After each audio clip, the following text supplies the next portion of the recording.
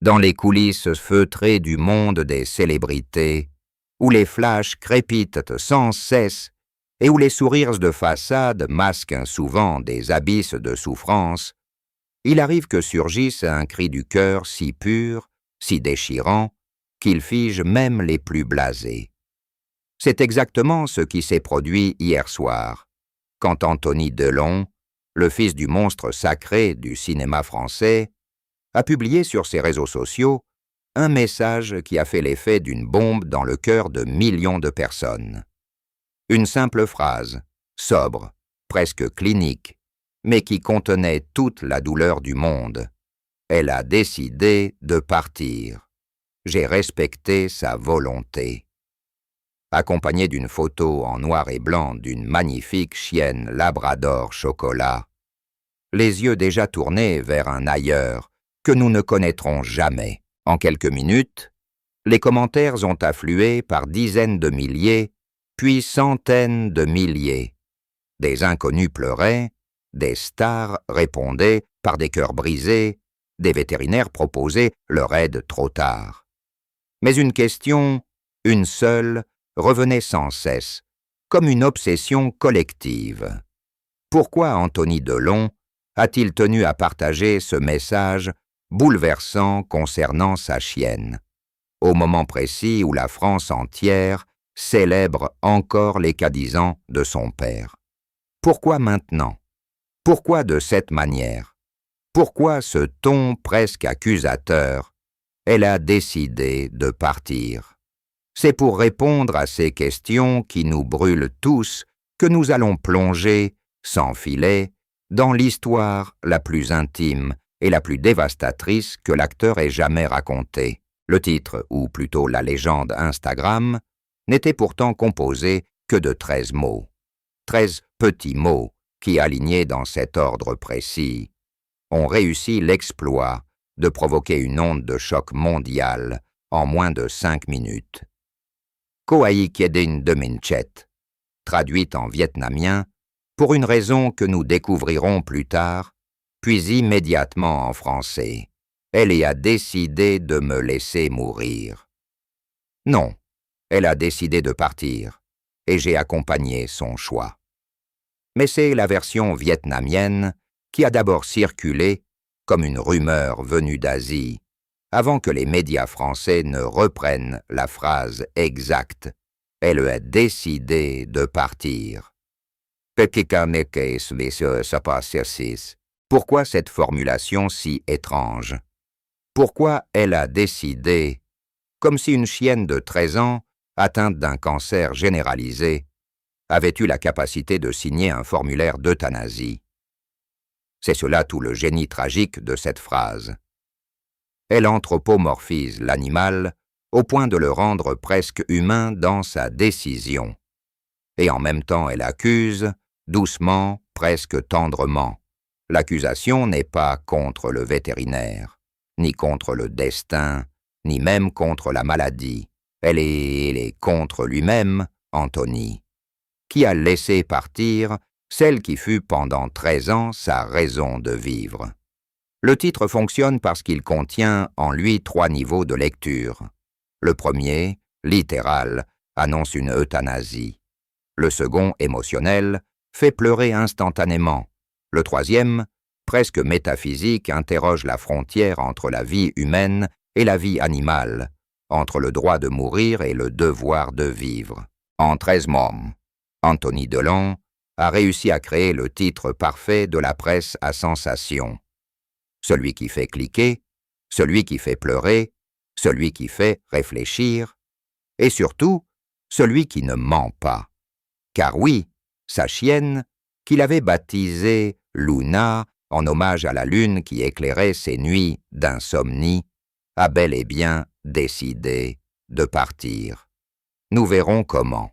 Mais déjà, dès cette première phrase, le lecteur comprend qu'il n'assiste pas à une simple histoire d'animal de compagnie décédé. Il assiste à un drame shakespearien où l'amour absolu se confronte à l'impossibilité de sauver l'être aimé. Ce titre a également été conçu pour être viral. le choix du Vietnamien n'était pas anodin. Anthony Delon, qui a vécu plusieurs années à Ho Chi Minh Ville entre 2018 et 2022, voulait que le message touche d'abord la communauté vietnamienne qu'il avait accueillie comme un frère pendant ces années sombres. C'est là-bas qu'il avait adopté Luna, chiotte abandonnée dans une rue de District 7, c'est là-bas qu'elle avait grandi avec lui dans une villa entourée de rizières. En postant d'abord en vietnamien, il rendait hommage à cette partie de sa vie que la presse française ignore superbement. Et le calcul n'a pas été parfait. Les pages People vietnamiennes ont relayé l'information en masse, puis les médias français ont traduit, puis le monde entier s'est emparé de l'histoire. Le titre, dans sa brièveté, dans son ambiguïté, dans sa charge émotionnelle maximale, est devenu en quelques heures le phrase la plus partagée de l'année sur les réseaux francophones. Preuve que parfois, pour toucher le cœur des gens, il ne faut pas en dire trop. Il faut juste dire l'essentiel, même si cet essentiel fait mal. Ce que personne ne savait, ce que même ses amis les plus proches l'ignoraient, c'est que Luna n'était pas seulement la chienne d'Anthony Delon. Elle était sa bouée de sauvetage, littéralement. Depuis 2018, date à laquelle l'acteur a frôlé la mort après une overdose dans une suite du Majestic à Saigon, Luna était la seule créature vivante à avoir vu Anthony Delon pleurer. Pas une fois, pas deux fois, tous les soirs, pendant 4 ans. Les domestiques vietnamiens qui travaillaient dans la villa avaient ordre de ne jamais déranger Monsieur Anthony quand il était avec Madame Luna dans le jardin. Ce qu'ils voyaient de la terrasse, c'était un homme de 56, puis 57, puis 58 ans, effondré dans l'herbe, la tête posée sur le flanc de sa chienne, en train de sangloter comme un enfant. Parfois il lui parlait en français, parfois en vietnamien, parfois dans un mélange des deux langues que lui seul comprenait. Ce secret, il l'avait gardé farouchement. Même son père, Alain Delon, avec qui il entretient une relation complexe faite d'amour et de rancœur, n'était pas au courant de rien. Anthony avait simplement dit « J'ai une chienne maintenant, elle s'appelle Luna. » Point. Jamais il n'avait avoué que cette chienne l'avait sauvé de 3 tentatives de suicide. Jamais il n'avait dit que, certaines nuits, il dormait par terre à côté d'elle parce qu'il avait trop peur qu'elle meure pendant qu'il était dans son lit. Jamais il n'avait confié que Luna était le seul à savoir où il cachait ses antidépresseurs, parce qu'elle les reniflait et les lui apportait quand il était au bord du gouffre.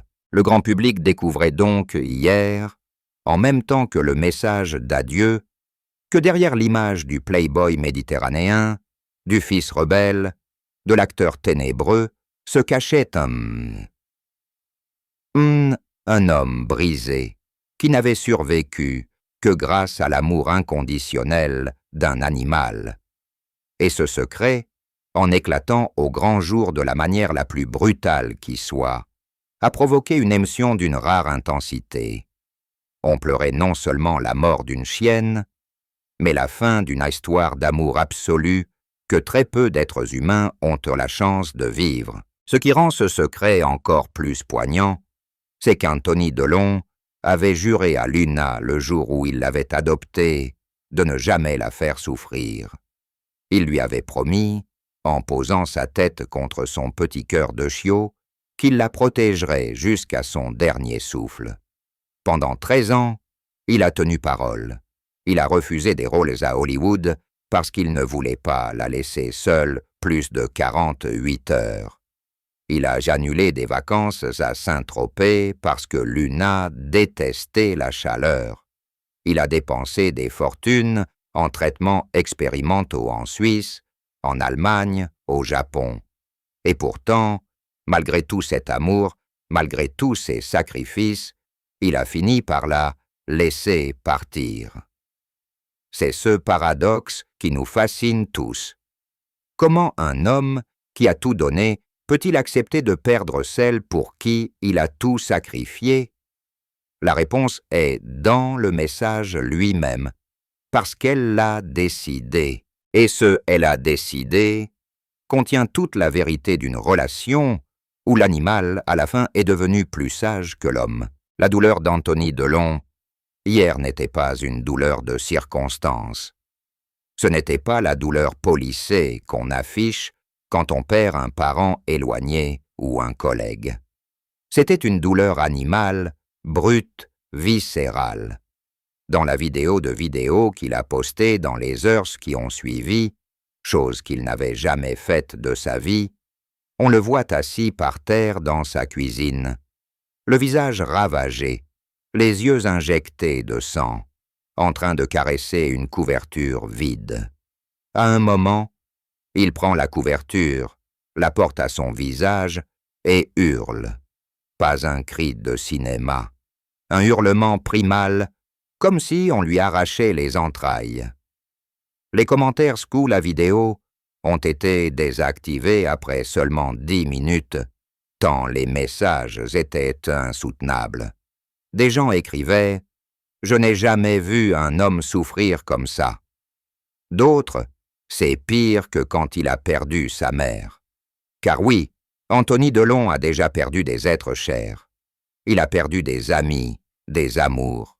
Il a failli perdre son père plusieurs fois. Mais jamais il n'avait montré une douleur aussi nue, aussi déchirante. Ce qui rend cette souffrance encore plus insupportable, c'est qu'elle arrive au moment où tout semblait aller mieux.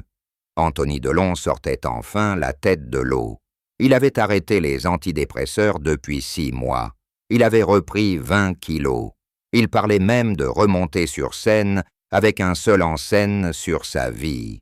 Et puis Luna a commencé à tousser. D'abord doucement, puis de plus en plus fort. Les vétérinaires ont d'abord parlé d'une bronchite, puis d'un cancer généralisé avec métastases partout. En 3 mois, elle est passée de 13 kilos à 6. Anthony Delon a tout tenté. Il a fait venir les meilleurs spécialistes d'Europe. Il a dormi à la clinique vétérinaire de Maisons-Alfort pendant 15 nuits d'affilée. Il lui a fait des piqûres lui-même quand elle refusait de manger. Et pourtant, chaque matin, elle était un peu plus maigre, un peu plus absente. La dernière semaine, elle ne reconnaissait même plus sa voix. Elle le regardait avec ses yeux immenses, vides, comme si elle était déjà ailleurs. C'est là qu'il a compris qu'elle avait décidé, pas lui, elle. Et c'est cette douleur-là, celle d'avoir été abandonnée par la seule qui ne l'avait jamais abandonnée, qui l'a brisée hier soir. Parce que pour la première fois de sa vie, Anthony Delon s'est vraiment retrouvé seul, complètement seul, sans père pour le protéger, sans femme pour le consoler, sans chien pour le sauver. Juste lui, sa maison vide, et le souvenir d'une chienne chocolat qui l'a aimé plus que tous les humains réunis. Il faut imaginer Anthony Delon à l'aube, tous les jours pendant 13 ans, quel que soit le pays où il se trouvait, quel que soit l'état dans lequel il se réveillait, descendre pieds nus dans la cuisine ou dans le jardin et trouver Luna déjà là, assise, la queue battant doucement le sol, les yeux brillants, comme si elle avait attendu ce moment précis depuis toujours. Pas un matin sans ce rituel. Pas un seul jour sans que sa première parole soit pour elle. « Bonjour, ma princesse ». Et elle posait sa grosse tête chaude contre sa cuisse, et il restait comme ça. Parfois 10 minutes, parfois, au fois 1 heure, sans bouger, sans parler, juste respirer ensemble. Les gens qui ont souvent dit qu'Anthony Delon n'avait jamais su aimer vraiment une femme. C'était faux. Il avait simplement aimé une chienne plus que tout au monde. Et cet amour-là n'avait besoin ni de déclarations grandiloquentes, ni de bijoux, ni de voyage à Venise. Il se suffisait de promenades sous la pluie, de soirées devant la cheminée où elle dormait la tête sur ses pieds, de nuits entières où il lui racontait ses cauchemars et où elle léchait ses larmes sans jamais juger. Luna connaissait chaque cicatrice de son corps et de son âme. Elle savait exactement où se trouvait la trace de la balle qu'il avait prise au Liban en 1986 quand il était correspondant de guerre. Elle savait où il avait mal quand il buvait trop. Elle savait quand il mentait au téléphone à son père. Elle savait quand il faisait semblant d'aller bien alors qu'il crevait de l'intérieur. Il n'y avait pas un secret, pas une honte, pas une peur qu'il ne lui ait confiée. Il lui parlait de sa mère partie trop tôt, de son père trop grand, de ses enfants qu'il voyait trop peu, de ses échecs au cinéma, de ses addictions, de ses envies de disparaître. Et elle écoutait, toujours, avec cette patience infinie des animaux qui n'ont pas d'ego. Il lui avait même appris à reconnaître le bruit de ses crises d'angoisse. Quand il commençait à respirer trop vite, elle venait se coller contre lui, poser sa patte sur sa poitrine, et rester cela jusqu'à ce que le cœur ralentisse. Les psychiatres qu'il avait vus pendant 20 ans n'avaient jamais réussi ce qu'elle faisait en 30 secondes. Il dormait avec elle, pas à côté, avec elle, dans le même lit. Elle prenait les 3/4 du matelas king size, et lui se recroquevillait dans le coin restant, une main posée sur son flanc pour sentir qu'elle respirait. Quand il faisait des cauchemars, elle grognait doucement pour le réveiller. Quand il pleurait dans son sommeil, elle lui léchait le visage jusqu'à ce qu'il ouvre les yeux. Il n'y a pas une seule photo de lui heureux, vraiment heureux, ces 13 dernières années, où elle ne soit pas là, collée à lui, la tête posée sur son épaule comme une fiancée. Il l'emmenait partout, sur les tournages, dans les avions privés, dans les restaurants 5 étoiles, où le chef finissait toujours par apporter une assiette d'entrecôte crue rien que pour elle. Il refusait les hôtels qui n'acceptaient pas les chiens. Il annulait des interviews si elle avait de la fièvre. Il avait fait faire un passeport à son nom, Luna Delon. Il avait même, un soir de grande solitude à Los Angeles, failli l'épouser symboliquement dans une chapelle de Las Vegas. Il avait renoncé au dernier moment parce qu'elle avait éternué et qu'il avait eu peur qu'elle soit enrhumée. Cet amour était si exclusif qu'il en devenait parfois inquiétant pour son entourage. Ses compagnes successives n'ont jamais supporté longtemps la concurrence. L'une d'elles, une actrice italienne très connue, avait fini par lui lancer « Tu la baises ou quoi ?» Il avait répondu, très calme, « Oui, tous les soirs, dans mon cœur. » Elle était partie le lendemain. Une autre avait essayé de la faire dormir dans une autre pièce. Luna avait hurlé toute la nuit. Anthony avait dormi par terre avec elle dans le couloir. Elles n'ont jamais compris que Luna n'était pas une rivale. Elle était la partie de lui qu'il aimait le plus. La partie saine, la partie pure, la partie qui ne l'avait jamais trahi. Tout a commencé par une toux. Une petite toux sèche, presque ridicule, en février dernier.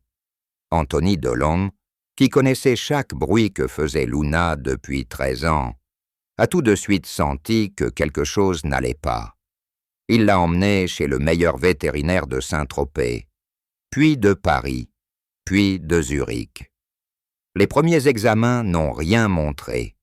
On a parlé d'allergie, puis de bronchite chronique, puis de cœur fatigué. Il a changé son alimentation, lui a fait faire des cures de peau COD.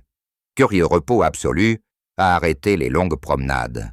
Mais la toux est revenue, plus forte, plus profonde. En avril, une radio a révélé une tache sur le poumon gauche. Biopsie, cancer, inopérable. Métastase déjà dans les ganglions. Pronostic, 6 mois maximum, avec chimio peut-être un an.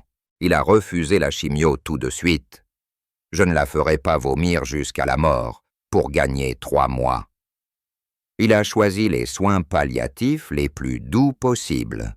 Cortisone, antidouleur, compléments alimentaires, hors de prix venus du Japon, séance d'acupuncture pour chiens à 800 € l'heure. Mais le cancer était vorace. En 3 mois, Luna a perdu la moitié de son poids. Ses côtes sont devenues invisibles, puis sa colonne vertébrale, puis les os de son bassin. Ses yeux, autrefois si vifs, sont devenus opaques. Elle ne jouait plus. Elle ne courait plus après les balles. Elle ne montait plus l'escalier. Anthony Delon a fait installer un monte-charge dans la maison. Il la portait dans ses bras pour descendre au jardin. Il lui faisait à manger à la petite cuillère. Foie de veau mixé, œufs brouillés, bouillon de poule bio. Elle mangeait de moins en moins. Parfois, elle tournait la tête. Il pleurait en la suppliant « Mange, ma chérie, mange pour moi !» Il dormait encore moins qu'avant. Il passait ses nuits à la regarder respirer, à compter ses inspirations, à guetter le moindre gémissement. En septembre, le cancer avait atteint le foie, les reins, le cerveau. Elle a commencé à avoir des crises convulsives. Il a fait venir un neurologue vétérinaire de Londres. Rien à faire. Les crises sont devenues quotidiennes. Elle perdait l'équilibre. Elle ne reconnaissait plus les lieux. Un soir, elle a fait pipi dans le lit, à côté de lui. Elle a levé vers lui des yeux pleins de honte. Il l'a prise dans ses bras et lui a dit « Ce n'est rien, ma Luna, ce n'est rien ». Mais il savait que c'était tout, que c'était la fin de leur vie commune telle qu'il l'avait connue. La dernière semaine, elle ne se levait plus. Il l'avait installée dans le salon sur son plaid préféré, entouré de tous ses jouets. Il passait ses journées assis par terre à côté d'elle, à lui caresser la tête, à lui parler doucement. Il lui racontait leurs souvenirs. La première fois qu'elle avait volé un poulet entier sur la table à Noël, la fois où elle avait nagé 1 heure pour le ramener quand il s'était trop éloigné en mer, la fois où elle avait grogné après une ex qui l'avait giflée. Il lui chantait des chansons de Dalida. Sa préférée était « Mourir sur scène ». Il lui disait qu'il l'aimait plus que tout, qu'il ne savait pas comment il allait vivre sans elle, qu'il la rejoindrait vite. Elle le regardait avec des yeux déjà partis très loin. Le vétérinaire était venu à la maison un mardi matin de novembre, sous une pluie froide. Anthony Delon l'attendait depuis l'aube, assis à côté de Luna, tenant sa patte. Il n'avait pas dormi depuis 4 jours. Il avait le visage défait, les yeux rougis, la barbe de 8 jours. Le vétérinaire, un homme d'une grande douceur qui connaissait Luna depuis 10 ans, a examiné longuement. Puis il a dit doucement « Elle souffre beaucoup, ses reins lâchent, son cœur est très faible. On peut encore attendre 1 ou 2 jours, mais... » Anthony Delon a hoché la tête. Il savait. Il a demandé à être seul avec elle une dernière heure. Il l'a prise dans ses bras, l'a portée jusqu'au canapé où ils avaient passé tant de soirées, et s'est allongé à côté d'elle. Il lui a parlé longtemps, très bas. Il lui a dit merci pour tout. Il lui a dit qu'elle avait été la plus belle vie qu'un chien puisse rêver. Il lui a dit qu'il était désolé de ne pas avoir pu la sauver. Il lui a dit qu'il l'aimait plus que sa propre vie. Et puis, dans un souffle, il lui a demandé pardon. Pardon de devoir faire ça.